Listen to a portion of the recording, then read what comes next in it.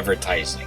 So because we're kind of talking about the hubs now. This is where the hubs get into play on once a Peapod Center is up and functioning. This is where the hubs get into play on once a Peapod Center is up and functioning. This is an extension of that. The one thing you have to understand that there's going to be varied market appearances throughout the world. And though I haven't made an official video on what co-op community investment is, at least I don't think I have, I'm currently going to be engaging for several months on the touch points of all the points that are now, and the hubs is going to be a lot of the centering of that information. Warehouses that obviously are going to have to be pretty airtight. Some of them are going to have to be temperature and humidity regulated. Again, we're talking products from all around the world. And when we have these different fabric places like this and all this amount of fabric, they're going to be open markets that you can come and visit. These hub centers and mini markets and mini hubs, these mini hubs that we talk about that are franchising ability, they're going to be able to tap into this hub-to-hub container exchange, many of which I'm hoping to target location into an art district or create an art district. There's going to be a bit of crate and barrel shopping with rolls of linens and different random variety of things, and with what we get from locals, and some food truck type atmosphere mini mart restaurants in a 4-day-a-week operation. You can visit, you can see all the products they got, and just think, 4,000 locations, each location sending one box, maybe every day, maybe several every day. To be able to work together and create markets that sell both, old antique things, homemade things.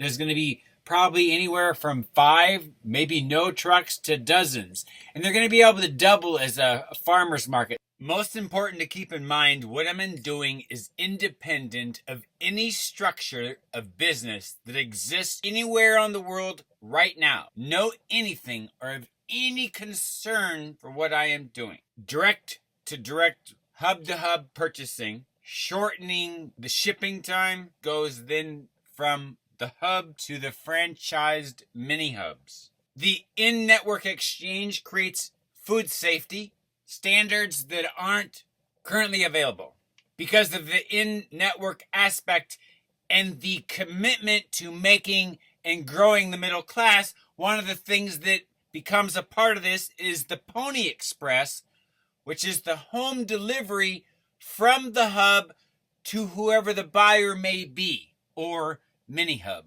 The pandemic taught price gouging, and this gives control back to the customer. Buyer and seller relationship are localized. As I said, the pandemic taught how fragile food securities can be and shortages, and this whole system is going to nearly eliminate this in 10, 15 years as the communes become places that start to grow vegetables year-round, and hopefully the scalability will create a market to where that they can sell to the locals as well, always and constant. Basically, each one of the commune locations is going to have a greenhouse, and as scalability efforts succeed, hopefully enough to where that they can produce and grow for the community season all year round. I'm going to kind of design the storefront section part of it, kind of like a community learning area. Again,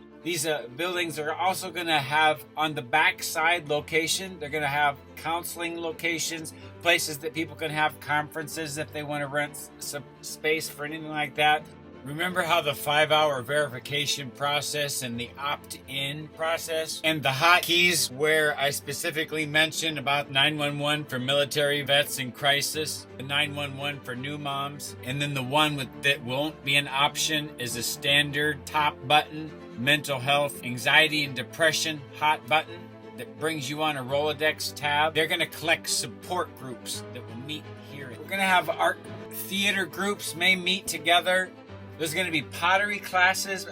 These buildings. There's going to be lots of different kind of art functions. We're going to have art lessons that are going to be held.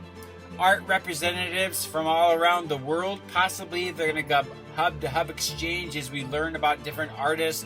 We're going to get to be able to feature artists from all around the world.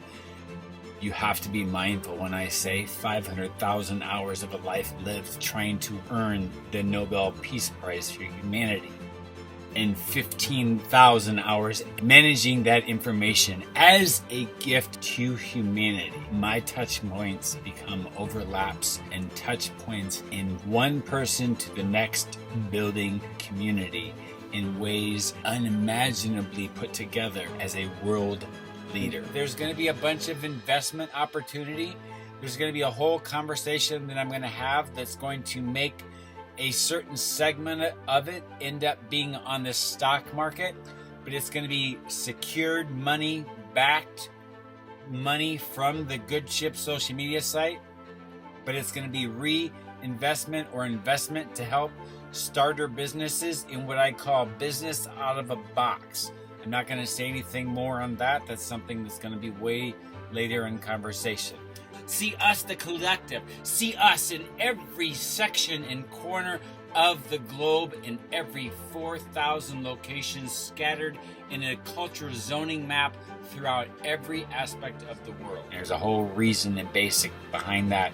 The only exclusions that would have is when I do this $13 million fundraising aspect, I'm going to be reaching out to certain billion-dollar corporations, and I may allow an exclusion of advertising if they're willing to help with the startup funds of the beginning of the